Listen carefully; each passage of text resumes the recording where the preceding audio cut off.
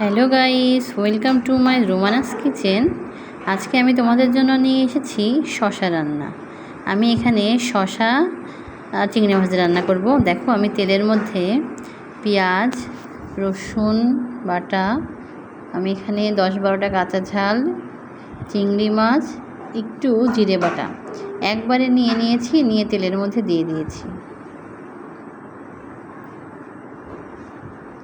দেখো কত সুন্দর কষানো হয়ে যাচ্ছে। এভাবে কষানোর পর আমি এর মধ্যে কেটে রাখা শশাগুলো দিয়ে দিলাম।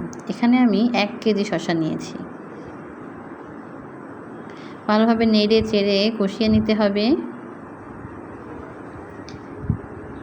এখন আমি ঢাকনা দিয়ে কিছু সময় ঢেকে রাখবো। দেখো কষানো হয়ে যাচ্ছে। এভাবে ভালোভাবে কষানো হয়ে গেলে আমি দিয়ে দেবো এর মধ্যে পানি। খুব বেশি একটা পানি দেওয়া যাবে না।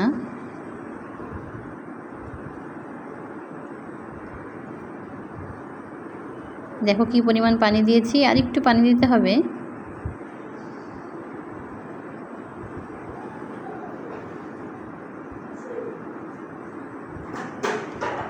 ব্যাস, এবার আমি ঢেকে দেব। দেখো প্রায় হয়ে এসেছে। এই যে আমি এই পর্যায়ে আমি চুলাটাকে নিভিয়ে নিলাম। আমার শশা রান্না কমপ্লিট।